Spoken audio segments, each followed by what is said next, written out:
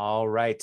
Welcome back to Book by Book. And tonight we're going to be looking at Deuteronomy chapter 8 through 11. And Deuteronomy is Moses's last sermon before the people of Israel go into the promised land. And as he is preparing them, he's going over the law with them again. And a lot of these early chapters are rehearsing the history of the people of Israel. And it's important for them to remember what God has done, because as we look through tonight, we're going to see that one of the dangers is that they would forget God's provision and his grace and his love for them. And so the law and the festivals and all these different things that are put in place for the people of Israel, the goal is that the law would be tied to memory, not just to routine, like to a memory of God's presence and faithfulness. So we're going to look through 8, 9, 10, and 11 today. And we're going to, there's some really interesting stuff in this section. And there's some passages that Jesus quotes as well. So we'll talk a little bit about that early on here. So chapter 8, verse 1. Be careful to follow every command I am giving you today, so that you may live and increase and may enter and possess the land the Lord promised on oath to your ancestors. Remember how the Lord your God led you all the way in the wilderness these 40 years, to humble and test you in order to know what was in your heart, whether or not you would keep his commands. He humbled you, causing you to hunger, and then feeding you with manna, which neither you nor your ancestors had known, to teach you that man does not live on bread alone, but on every word that comes from the mouth of the Lord. Your clothes did not wear out, and your feet did not swell during these 40 years. Know then in your heart that as a man disciplines his son, so the Lord your God disciplines you. Observe the commands of the Lord your God, walking in obedience to him and revering him.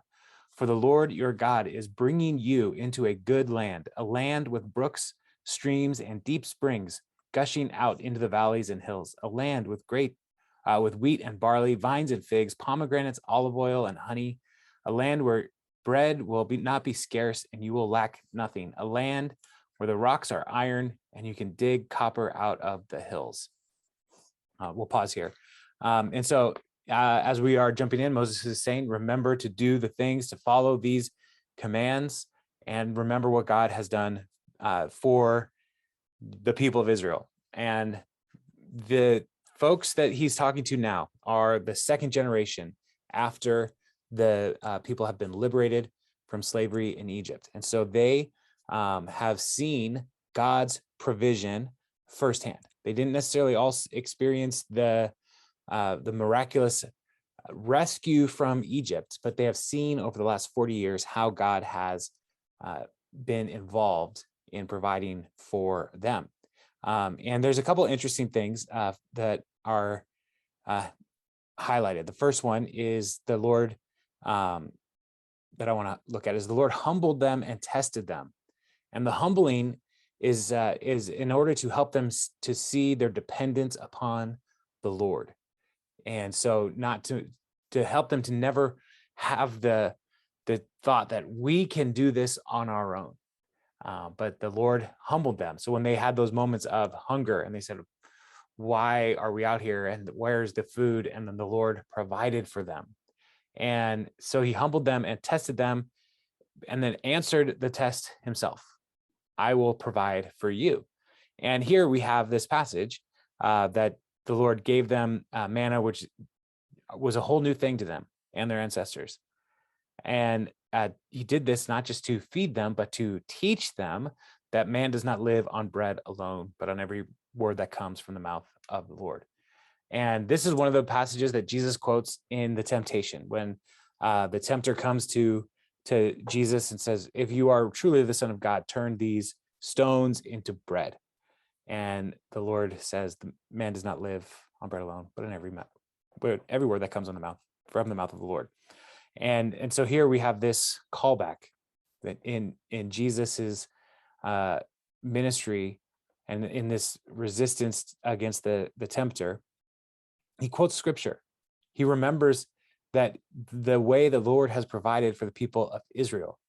And Jesus is essentially creating in the early church and the disciples, he's creating a new community, a restoration of Israel with the disciples. And so here, even in his temptation, the 40 days, we are reminded through his response. It's not about food. It's not about material that we can do, but to trust the Lord that he can provide along the way. And the Lord does provide these material goods, but he also wants us to just trust his word. Another interesting thing, and as a parent of teenagers, this is something that is truly impressive. The Lord says that your clothes did not wear out, or your feet did not swell over the last 40 years. And so the Lord even cared for the garments that they made. And, this was not easy living for 40 years, but they always had clothes. And so fast forward again to Jesus and his ministry, and he tells the people in the Sermon on the Mount, like, don't worry about what you will eat or what you will wear, for the Lord cares for the flowers. He dresses them. How much more will he care for you? Those kinds of things like are intentionally calling back to these kinds of provision passages in the Old Testament to say, look at what God can do. And so Jesus's ministry is not about just throwing out the Old Testament, but getting back to the heart of the law, getting back to what does God want for his people, and how does God want to relate to his people, and to care for them in ways that are obviously his provision. And so he's in here saying, obey the Lord as you head into the promised land. And you should obey because you've already seen his goodness. You've already received his blessing. And so as a response to his blessing, obey. And then also, even moving into the land, he's saying the land is good. It has all these vineyards and all these produce, all this great stuff. It's good. You can just go and pick up precious metals and you don't have to work hard to mine. You can just go get them.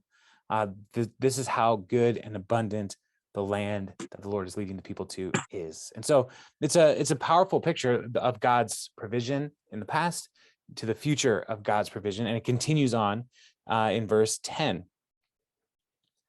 When you have eaten and are satisfied, praise the Lord your God for the good land he has given you. Be careful that you do not forget the Lord your God, failing to observe his commands, his laws, and his decrees that I am giving you this day. Otherwise, when you eat and are satisfied, when you build fine houses and settle down, and when your herds and flocks grow large, and your silver and gold increase, and all you have is multiplied, then your heart will become proud, and you will forget the Lord your God, who brought you out of Egypt, out of the land of slavery.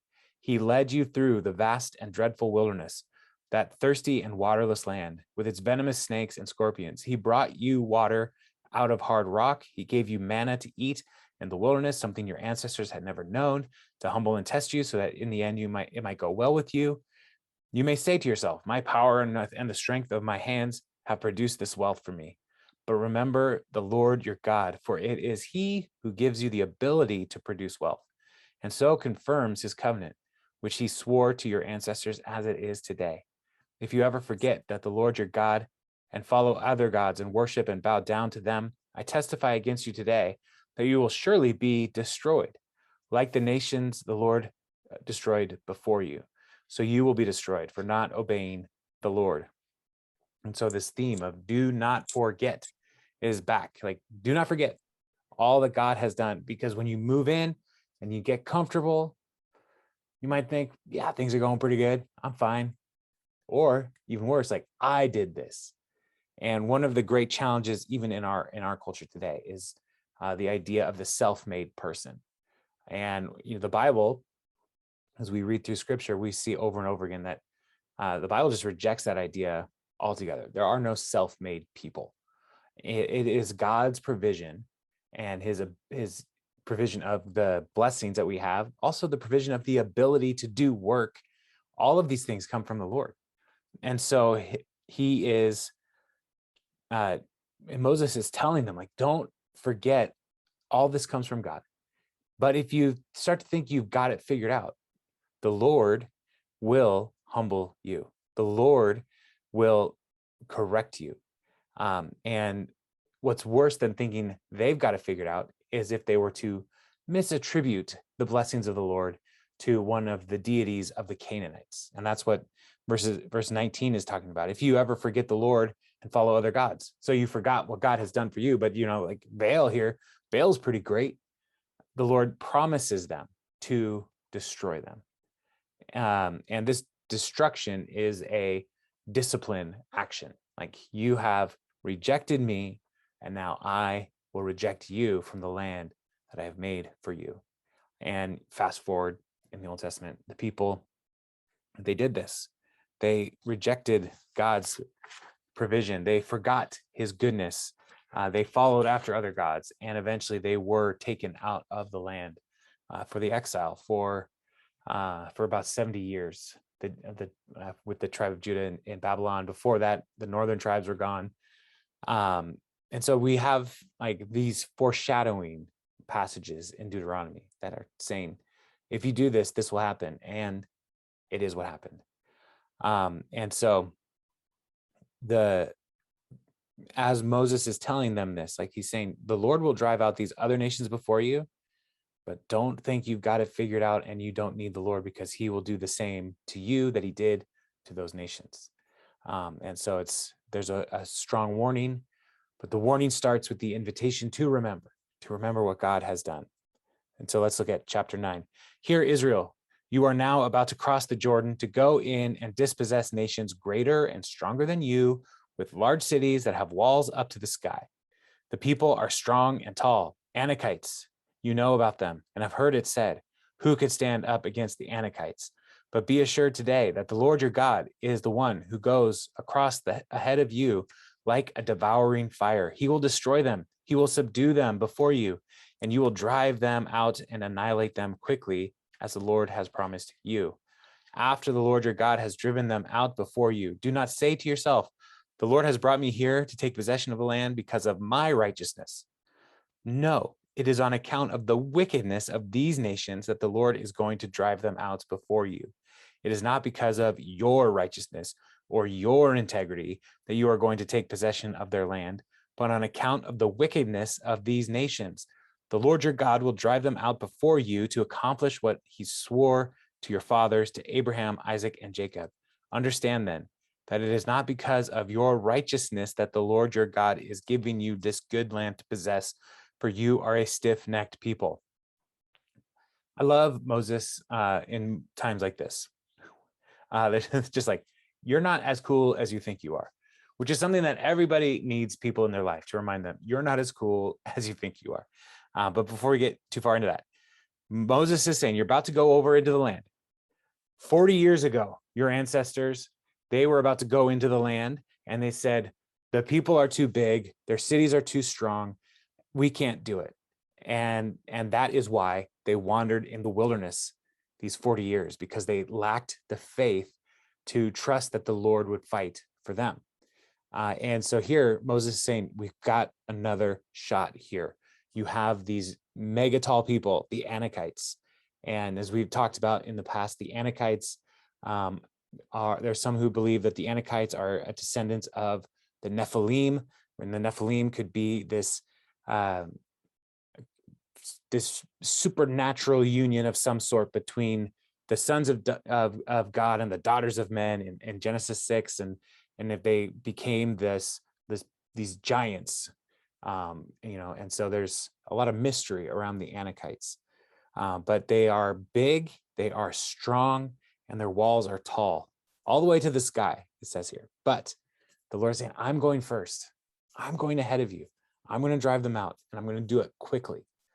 And throughout all of this is the Lord is trying to tell the people, like, trust me, follow me. These will not be long, drawn out battles, city to city, but each time we attack, the Lord will fight for you. But again, don't think like, well, we're such great military leaders and great fighting forces. We've got this figured out. And here the Lord's like, no, it's not because you're so good. It's not because you're so righteous. It's because of God's plan. God sees the wickedness of the nations in the land that he promised to Abraham and Abraham's descendants. The wicked practices of these different people groups, the Canaanites and their practice worshiping Baal and Ashtoreth and all of these different demonic entities. And so the Lord is saying, I'm driving them out because I want them gone. And he is employing the people of Israel to join him in that work. So it's not their righteousness, it's God's righteousness and God's will to drive these people out. And so again, he's trying to fight against the pride that creeps up into people when they see success, and they think that it is their own doing that leads them to that success. And so right after he talks about, don't think you're so great. Remember, you're stiff-necked people. You're stubborn as all get out, to the people of Israel. And then in verse 7, he gives them an example of how this plays out. Verse 7, remember this, and never forget how you aroused the anger of the Lord your God in the wilderness. From the day you left Egypt until you arrived here, you have been rebellious against the Lord. Now, the people who are here right now that Moses is talking to, they were not the ones who were leading in this event that we're about to read. It was their parents. But Moses is still saying, you were there, because Moses has an idea of corporate identity that is greater than the individual, but the individuals make up Israel. And Israel is more than just one generation. It is the people of Israel. And so while these people weren't there, Moses is saying you were there because God sees you as the people, right? So verse 8, at Horeb, you aroused the Lord's wrath so that he was angry enough to destroy you. When I went up on the mountain to receive the tablets of stone, the tablets of the covenant that the Lord has made with you, I stayed on the mountain 40 days and 40 nights. I ate no bread and drank no water. The Lord gave me 2 stone tablets inscribed by the finger of God. On them were all the commandments the Lord proclaimed to you on the mountain out of the fire on the day of the assembly. At the end of the 40 days and 40 nights, the Lord gave me 2 stone tablets, the tablets of the covenant. Then the Lord told me, go down from here at once, because your people, whom you brought out of Egypt, have become corrupt. They have turned away quickly from what I commanded them and have made an idol for themselves. And the Lord said to me, I have seen this people, and they are stiff-necked people indeed. Let me alone, so that I may destroy them and blot out their name from under heaven, and I will make you into a nation stronger and more numerous than they. So I turned and went down from the mountain while it was ablaze with fire, and the 2 stone tablets of the covenant were in my hand. When I looked, I saw that you had sinned against the Lord your God. You had made for yourselves an idol cast out of the shape of a calf. You had turned aside quickly from the way the Lord had commanded you. So I took the 2 tablets and threw them out of my hands, breaking them to pieces before your eyes. Then once again, I fell prostrate before the Lord for 40 days and 40 nights. I ate no bread and drank no water because of all the sin you had committed, doing what was evil in the Lord's sight, and so arousing his anger. I feared the anger and the wrath of the Lord, for he was angry enough with you to destroy you. But again, the Lord listened to me, and the Lord was angry enough with Aaron to destroy him. But at that time, I prayed for Aaron too. I also took that sinful thing of yours, the calf you had made, and burned it in the fire. Then I crushed it and ground it to the powder as fine as dust, and threw the dust into the stream that flowed down the mountain. So Moses is reminding them of the golden calf incident. So the people heard the Lord speak in Exodus 20. They heard the Lord speak to them directly, the 10 commandments. And one of the 10 commandments is, you shall make no graven images. Because God cannot be contained to an image. You should not worship any of these graven images. And so Moses goes up to the mountain for 40 days. And while he's up there, the people are like, I guess Moses might be dead. Aaron, make us a thing to worship. And so Aaron does, and they make this golden calf. Now the calf imagery is interesting because it is part of the Canaanite worship. The calves were present in different kinds of Canaanite pagan worship, but part of it was that they depicted often the deity, the idol, standing on the back of these calves, like the calf or the ox or whatever was carrying them. And so that could be one of the motivations for the people is like, well, we're not going to make an image of God, but we're going to make like God's transportation. And we're going to worship that because we have to worship something. But this was clearly a rejection of God's commands to them. And so in this moment, the Lord is angry enough to just start over. And we've seen the Lord do this in Genesis 6. The Lord started over with Noah's family.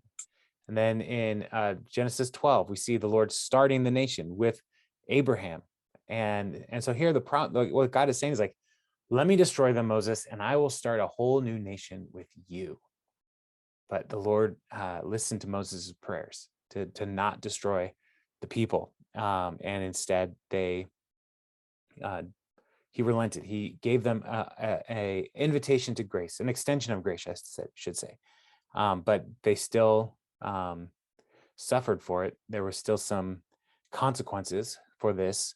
But the more Moses interceded for the people, the more he understood how stiff-necked they were.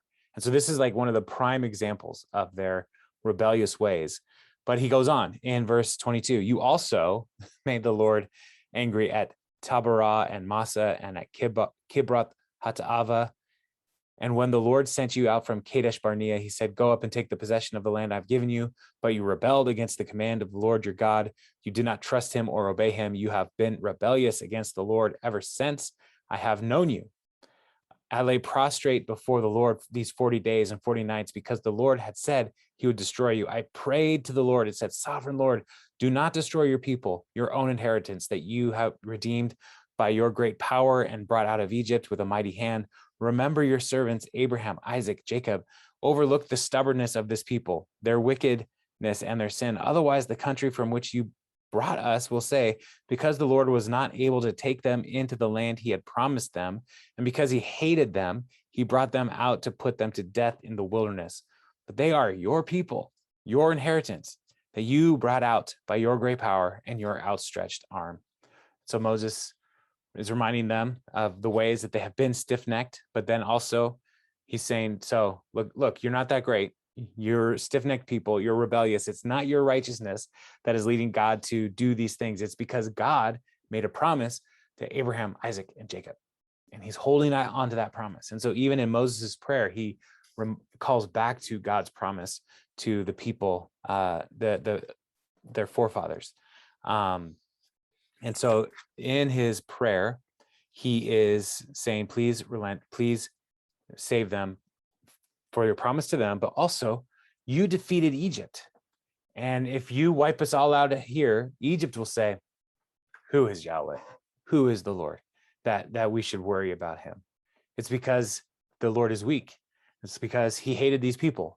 Whatever it is, wiping out the people of Israel, Moses is saying will diminish the Lord's esteem with the nations. And Israel is supposed to build God, the Lord's esteem, point to his goodness, glorify him in all they say and do. And so Moses is saying, if you do this, that won't happen. So Moses is convincing the Lord and he relents. And so in chapter 10 picks up, at that time, the Lord said to me, chisel out 2 stone tablets like the first ones and come up to me on the mountain. Also make a wooden ark. I will write on the tablets the words that were on the first tablets, which you broke. Then you are to put them in the ark. So I made the ark out of acacia wood and chiseled out 2 stone tablets like the first ones. And I went up on the mountain with the 2 tablets in my hands. The Lord wrote on these tablets what he had written before, the 10 commandments he had proclaimed to you on the mountain out of the fire on the day of the assembly. And the Lord gave them to me. Then I came back down the mountain and put the tablets in the ark I had made as the Lord commanded me, and they are there now. Just pause here. Like as we went through all of the Exodus and Leviticus, the whole process of making the ark, that whole process took about a year to do all of the tabernacle elements. And so here, as Moses is recounting these, I just want to note that Moses is not as concerned with chronology as we might be. And so he's saying, like, I went up there and I did all this and it's all at one time, but it wasn't all kind of at one time. but it, when the ark was finished, the tablets were put in the ark. And these tablets are representing the covenant, and it's not uncommon for people to make a covenant and to give each other copies of the covenant, especially between a greater kingdom and a lesser kingdom, which is kind of what Deuteronomy is based on, a suzerain and a vassal treaty. And so these tablets are, God's covenant with the people, and putting them in the ark is one of the ways that they can maintain the significance of the covenant. It's like this is something that is in one of the most sacred objects for the people of Israel, and it's not an idol. It's basically God's footstool. But they're never supposed to worship the ark. They're never supposed to worship the tablets. These are all signs to them of God's glory, and they worship the Lord alone. Anyway, so back to verse 6. The Israelites traveled from the wells of Bene Jaakan and Mazarah. There Aaron died and was buried, and Eleazar his son succeeded him as priest. From there they traveled to Gudgodah on the Jotbatah, a land with streams of water. At that time the Lord set apart the tribe of Levi to carry the ark of the covenant of the Lord, to stand before the Lord, to minister and to pronounce blessings in his name, as they still do today. That is why the Levites have no share of the inheritance among their fellow Israelites. The Lord was their inheritance, as the Lord your God told them. And so that little aside there is saying, like, this is what happened to Aaron when he died. Remember, like, his descendants, the Levites and his sons, like, they are the priestly class. They're the ones who are going to do all the work of the tabernacle.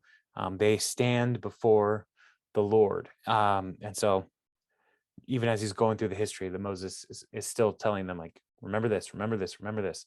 Remember what the Levites are supposed to do, why they don't have land, like a parcel of land for just the Levites. They're scattered throughout because they represent the Lord to you and you to the Lord. Verse 10, now I had stayed on the mountain 40 days, 40 nights, as I did the first time. And the Lord listened to me at this time also. It was not his will to destroy you. Go, the Lord said to me, and lead the people on their way, so that they may enter and possess the land I swore to their ancestors to give them. And so, yes, this has been a kind of a digression about the law or the covenant, and how the Lord gave them all gave them the law, gave them the priests, built the tabernacle structures and all the elements, all of these different things, all to remember who the Lord is and what the Lord has done for them. Because if they don't remember, they will forget. And if they forget, then they might abandon the Lord. And if they abandon the Lord and follow after other gods, then the Lord will destroy the people. And so all of this is tied back into remember, remember, remember. So in verse 12, Moses says, and now Israel, what does the Lord your God ask of you? But to fear the Lord your God and walk in obedience to him, to love him, to serve the Lord your God with all your heart and with all your soul, and to observe the Lord's commands and decrees that I am giving you today for your own good. To the Lord your God belongs the heavens, even the highest heavens, the earth, and everything in it. Yet the Lord set his affection on your ancestors and loved them. And he chose you, their descendants, above all the nations, as it is today. Circumcise your hearts, therefore, and do not be stiff-necked any longer. For the Lord your God is God of gods and Lord of lords, and the great God, mighty and awesome, who shows no partiality and accepts no bribes. He defends the cause of the fatherless, the widow, and loves the foreigner residing among you, giving them food and clothing. And you are to love those who are foreigners, for you yourselves were foreigners in Egypt. Fear the Lord your God and serve him. Hold fast to him and take your oaths in his name. He is the one you praise. He is your God who performed for you those great and awesome wonders you saw with your own eyes. Your ancestors who went down into Egypt were 70 in all, and now the Lord your God has made you as numerous as the stars in the sky. And so Moses is saying, so remember all that God has done, and what he's calling you to is to fear him, to revere him, to understand his power and his majesty, to walk with him and to obey his commands and decrees, because he's done all of this because he loves you, the people of Israel. He He loves your ancestors, Abraham, Isaac, and Jacob. He had affection for them, and he promised them that he would do all of these wonderful things for them. And so today, Moses is challenging them to trust the Lord, to not just like, yeah, I know I should do these right things, but in their heart to be transformed. And the image that he uses is to circumcise your hearts. And for the people of Israel, they had the mark of circumcision as a removing of the foreskin and for the boys. But here, this message is to everybody. To circumcise their hearts is to remove the nature of the world from their hearts, so that their heart can be fully devoted, set apart, distinct to the Lord. And so when he's calling them essentially to repent of before crossing the Jordan and into a new relationship as they do cross in to the Jordan. But then he also says all of these characteristics of the Lord, gives these titles: the Lord of Lords, the great God, mighty and awesome. He is the God of gods. Like, he is unique. He is distinct. He is the only one worthy of praise. So trust him. And his character shows that he is worth trusting and worth worshiping, because he doesn't show partiality. He cares for the vulnerable and the weak. And because God cares for the vulnerable and the weak, the people then should also care for the vulnerable and the weak, remembering who they were when they were slaves in Egypt. They were foreigners, and so they must love foreigners. Here, like, that idea of being a community that welcomes the other is not natural for so many even today. Like, there's a tendency to try to protect ourselves from unknown people, stranger danger. But then also, like, just cultures that are different. Like, if you don't understand that like the ways of a culture, you might feel very nervous around people, or going to new countries, or having people from other countries come to your region. And these are things that are in us because humanity, we have a suspicious bent. We don't always trust.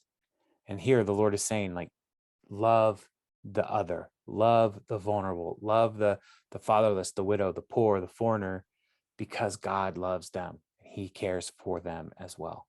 And so, this is something that, when Jesus calls us to love our enemies, one of the ways we can think about that too is like just to love the stranger, the person who is different than you. Is they're not supposed to be your enemy. They're supposed to be a brother or a sister made in the image of God, and to love them as they are. And so, so God did all these things for the people of Israel to rescue them, to lead them into a relationship with obedience, and that he would be the focus of their praise in all things. And when it says he is the one you praise in the NIV, the text is actually, he is your praise. Like, not just the one you praise, he is praise, and he is your praise, which is a much more direct thing. Like, when you praise, it is the Lord. Not anyway. I'll stop. One more chapter 11. Love the Lord your God and keep his requirements, his decrees, his laws, and his commands always. Remember today that your children were not the ones who saw and experienced the discipline of the Lord your God, his majesty, his mighty hand, his outstretched arm, the signs he performed, and the things he did in the hearts of Egypt, both to Pharaoh, king of Egypt, and to his whole country. What he did to the Egyptian army, to its horses and chariots, how he overwhelmed them with the waters of the Red Sea as they were pursuing you, and how the Lord brought lasting ruin on them. It was not your children who saw what he did for you in the wilderness until you arrived at this place, and where he did to Dathan and Abiram, sons of Eliab, the Reubenite, when the earth opened its mouth right in the middle of all Israel and swallowed them up with the households, their tents, and every living thing that belonged to them. But it was your own eyes that saw all these great things the Lord has done. Observe, therefore, all the commands I am giving you today, so that you may have the strength to go in and take over the land that you are crossing the Jordan to possess, and so that you may live long in the land the Lord swore to your ancestors to give them and their descendants, a land flowing with milk and honey. The land you are entering to take over is not like the land of Egypt, from which you have come, where you planted your seed and irrigated it by foot as in a vegetable garden. But the land you are crossing the Jordan to take possession of is a land of mountains and valleys, and that drinks rain from heaven, and is a land the Lord your God cares for. The eyes of the Lord your God are continually on it from the beginning of the year to its end. And so even here, the Lord's saying, Moses is telling the people, like, all the things that the Lord did, your kids didn't experience it, you did. But as you remember, like, these people, they also didn't experience it. Their parents did. And so there's a sense here that, like, the history of the people of Israel is, when looked at from the perspective of God, there is a eternal now of, like, the story of Israel that happened in the past is your story, Israel, today. So it is you. There's no, like, well, that was hundreds of years ago. Like, no, it's you. It's you. You are the people. Even that was 40 years ago. No, it's you. You are the ones who experience these things, because Israel is a unit. Israel is the nation. And so the Lord is making these relationships with the nations. So it's not just, so they need to remember, because it's their story. Even if they didn't experience it directly, it was still their story. And so he's calling them and reminds them even here again, like, of the Lord's discipline to the people of Egypt. Well, look what the Lord did there. Look what he did to Dathan and Abiram when they disobeyed. The Lord swallowed them up. And so trust the Lord, observe all these commandments. And then he says, and trust him as he leads you and drives these nations out, because the land that he's given you is a good land. It's a wonderful land. And he contrasts it with Egypt. And there's some interesting things going on in this contrast, because Egypt had the Nile River, and the Nile, along the banks of the Nile, it was fairly fertile, but they had to build irrigation canals and all kinds of different ways to water their crops. And so there are, he says, the land you're going to now is not like Egypt, where you had to plant your seed and irrigated it by foot as in a vegetable garden. And that imagery is interesting. And this is one of the times where you read the Bible and like, that's weird. What does that mean? And so there's some people who, commentators who look at this and say, there must have been some kind of water pump situation where they would press it with their foot and they would draw water up and get that into, irrigation for their crops. But there are other passages that indicate in the prophets where like the famine that's going to come across the land is going to be so severe that they won't have water to irrigate their crops. And so when they would say watering by foot, it's a euphemism for urinating on your crops, because that's all the moisture that you can muster. And so that is a stark image. Like the Egypt was so hard for you. Like, is this what the Lord is saying? Egypt was hard. And as you read through the story of Pharaoh interacting with the people of Israel, like, he made their lives even harder. And so, like, if they had crops, were they forced to, like, find moisture wherever they could, find water wherever they could, and to urinate on their crops to water them? Like, that's the kind of contrast that this passage is establishing. Is you had to make your own water to water your crops. But in the land that God has given you, there's hills, there's valleys, there's rivers, there's streams, and it rains on, and the Lord is taking care of that land. And this is the land that God is giving to you. So obey him and trust him, and don't try to think that you've got this all figured out on your own. You are strong, you are great. No, it is the Lord who is good. It is the Lord who is providing for you. So, as verse 13 says, if you faithfully obey the commands I am giving you today, to love the Lord your God and to serve him with all your heart and with all your soul, then I will send rain on your land in its season, both autumn and spring rains, so that you may gather in your grain, new wine, and olive oil. I will provide grass in the fields for your cattle, and you will eat and be satisfied. Be careful, or you will be enticed to turn away and worship other gods and bow down to them. Then the Lord's anger will burn against you, and he will shut up the heavens so that it will not rain, and the ground will yield no produce, and you will soon perish from the good land the Lord is giving you. Fix these words of mine in your hearts and minds. Tie them as symbols on your hands and bind them on your foreheads. Teach them to your children, talking about them when you sit at home and when you walk along the road, when you lie down and when you get up. Write them on the doorframes of your houses and on your gates, so that your days and the days of your children may be many in the land the Lord swore to give your ancestors, as many as the days that the heavens are above the earth. So again, obey the Lord is Moses' plea with the people. He wants the Lord wants to bless the people, and their obedience is one of the ways that they show that they're trusting him. And if they attribute that to any other god, then the Lord will dry up the land and stop bringing the rain. And as you remember the story of Elijah, the people were disobedient. They were following other gods, and the Lord brought a famine, and it didn't rain for years. And so the Lord fulfills his promises to the people. And one of the challenges is the Lord is patient with people for a long time. And it isn't until, things get really bad that we actually see these disciplinary actions come. But even then, the Lord sent Elijah to confront their idolatry, to defeat the prophets of Baal, to confront the wickedness of Ahab and Jezebel, and the Lord did bring rain again.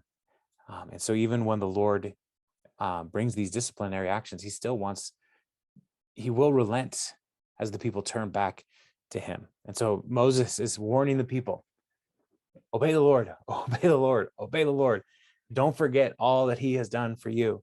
And so in verse 22, and this will be our last section that we'll look at tonight. If you carefully observe all these commands I am giving you to follow, to love the Lord your God, to walk in obedience to him, and to hold fast to him, then the Lord will drive out all these nations before you, and you will dispossess nations larger and stronger than you.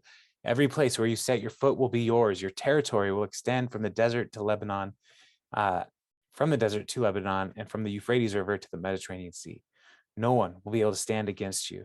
The Lord your God, as he promised you, will put the terror and fear of you on the whole land wherever you go. See, I am setting before you today a blessing and a curse. The blessing if you obey the commands of the Lord your God that I am giving you today. The curse if you disobey the commands of the Lord your God and turn from the way that I command you today by following other gods, which you have not known. When the Lord your God has brought you into the land you are entering to possess, you are to proclaim on Mount Gerizim the blessings and on Mount Ebal the curses.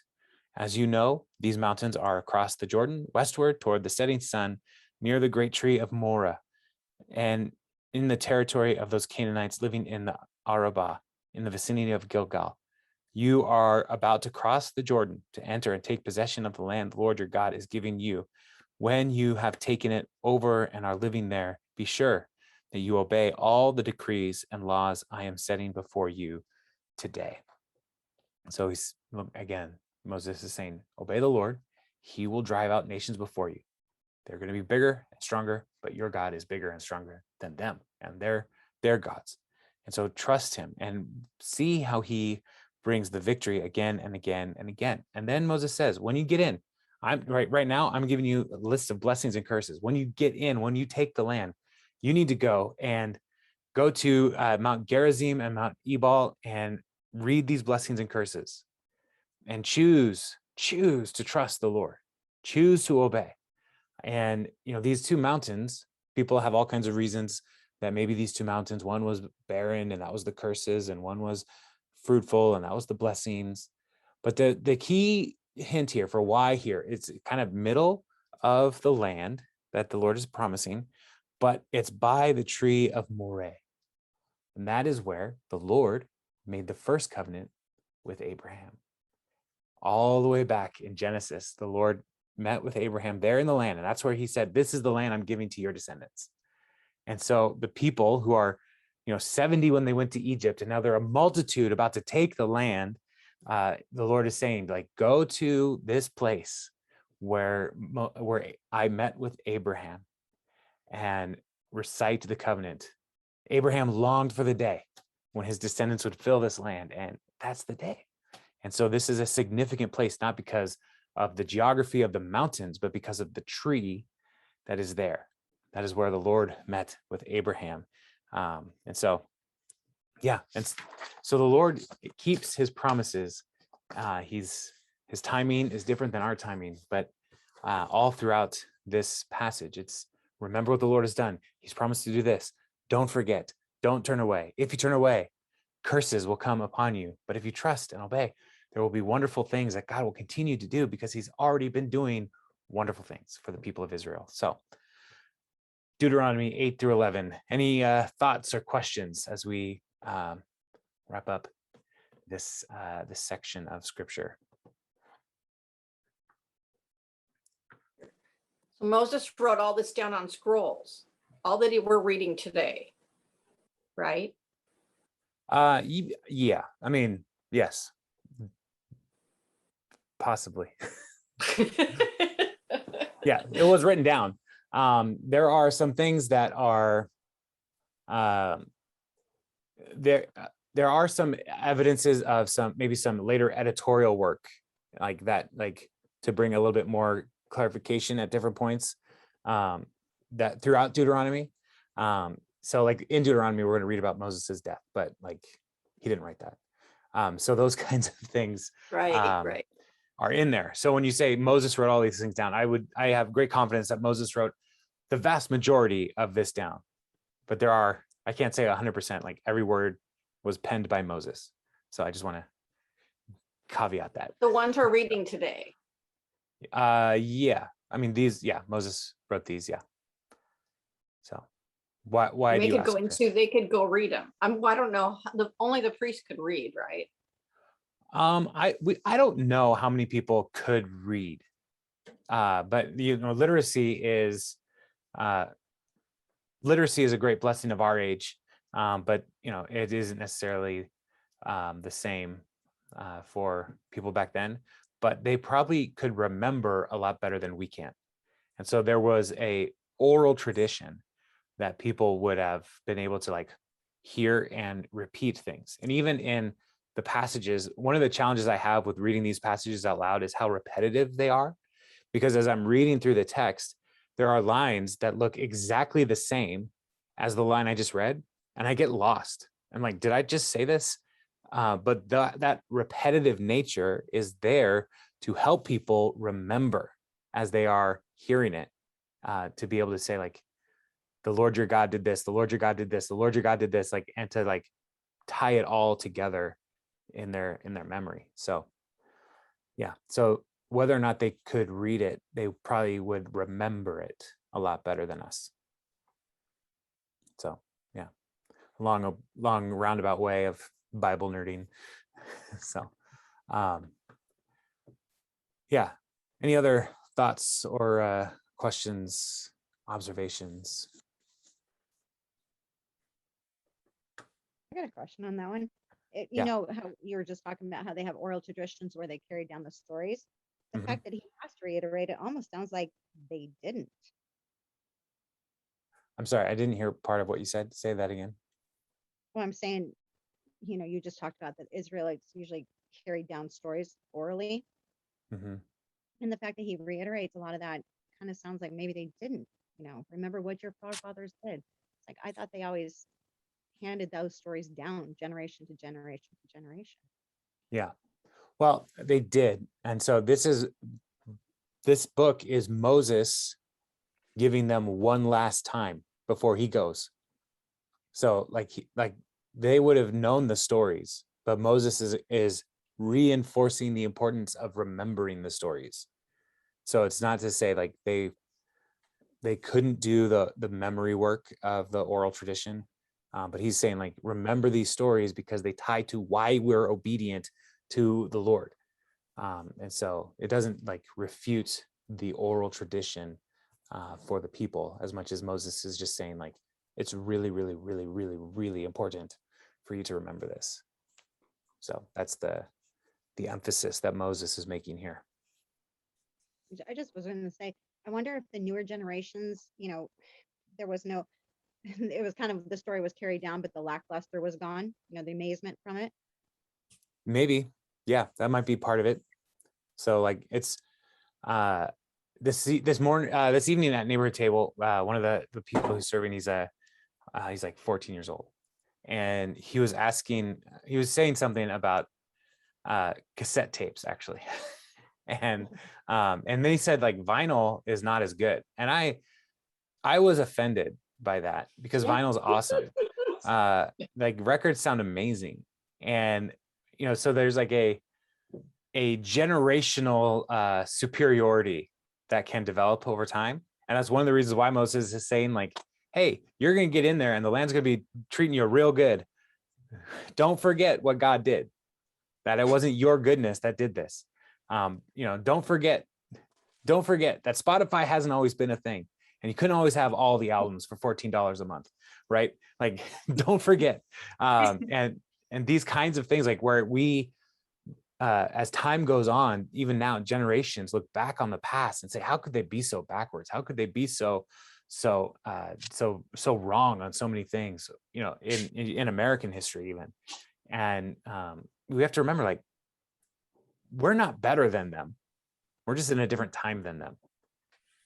We're in a different age than them. And so we need to remember, like, what God is doing all throughout history is he's working, even in church history. Like, God is working. And so, like, when churches mess up in the past, we can't just say, well, they're just bad and terrible. But it's like, no, God is still working with them, and he's still working with us. And we're on this journey of transformation. And so for the people of Israel, they may have thought, yeah, God's cool and everything. Like, yeah, Egypt was neat, but really, what's God done for me lately is one of the big temptations for the people of Israel and for people today. What's God done for me lately? So, yeah. And you figure the people who saw it, it would be amazement. But as you carry on the story over and over again, I'm like, yeah, we've heard that story a lot. Yeah. Well, sadly, the people who saw the Lord do these miraculous things to rescue them were also the same people who built the golden calf.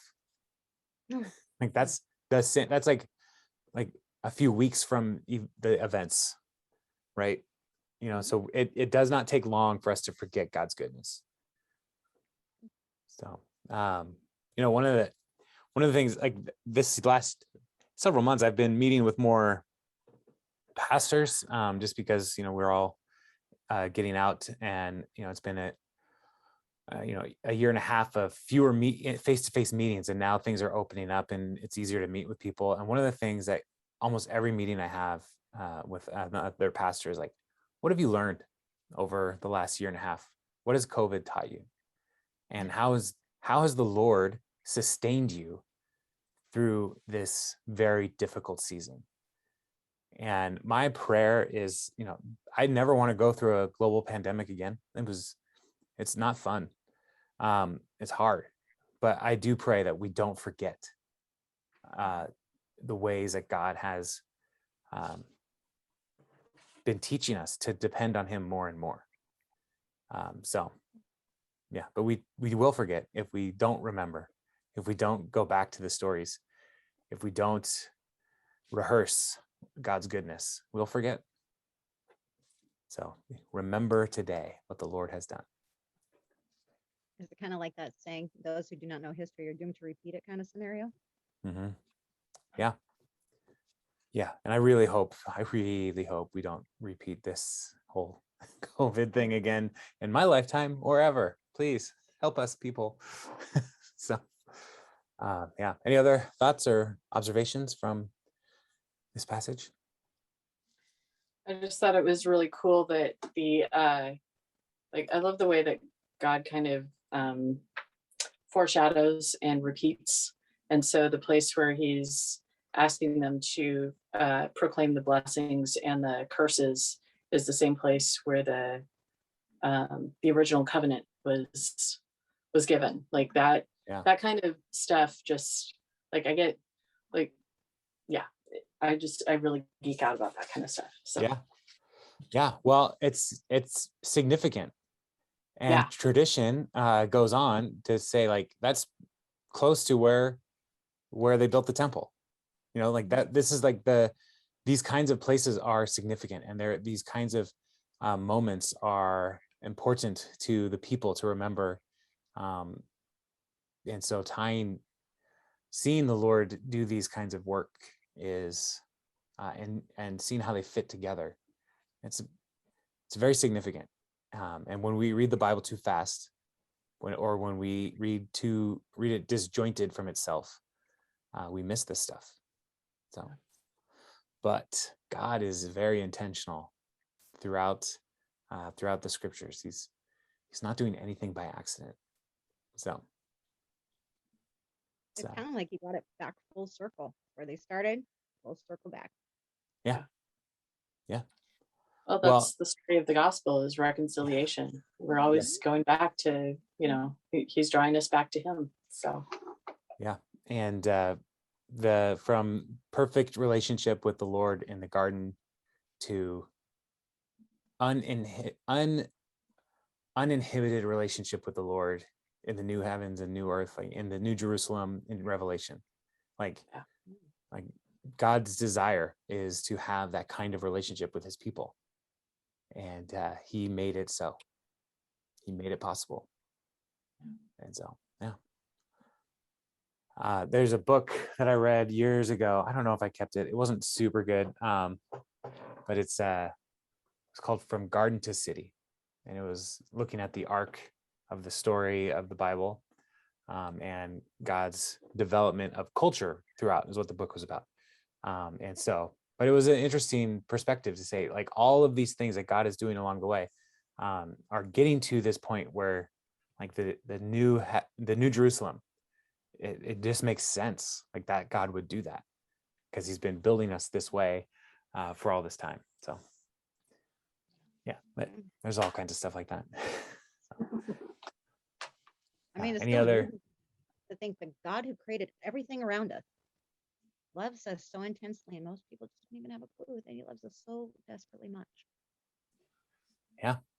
So that's the people of Israel were called to be priests to the nations, the followers of Jesus. Peter says that we are a royal priesthood even now.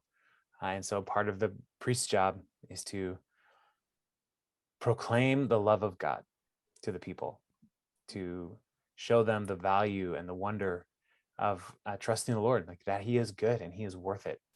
But it's hard because there's all kinds of voices calling all kinds of directions. So,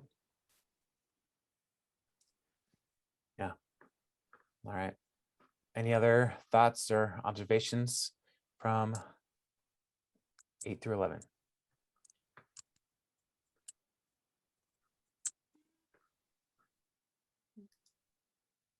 Just love All right. it's so relevant to today. It's so old, but it's so relevant. And I've always thought of the Old Testament as outdated and archival, old,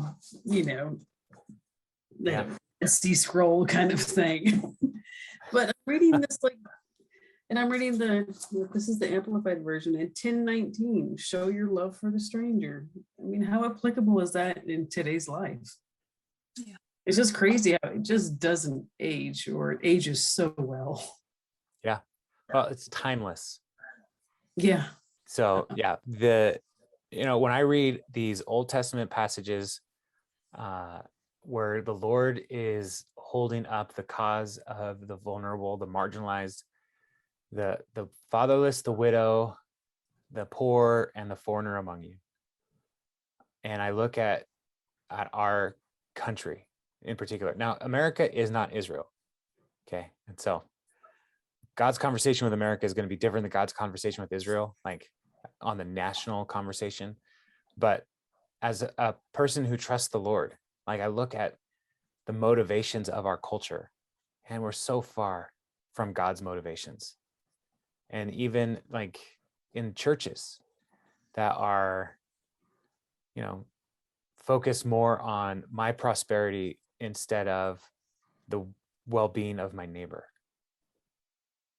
Like, it just grieves me so deeply that we are so far off from what God is challenging us to and inviting us into, and like the path of blessing.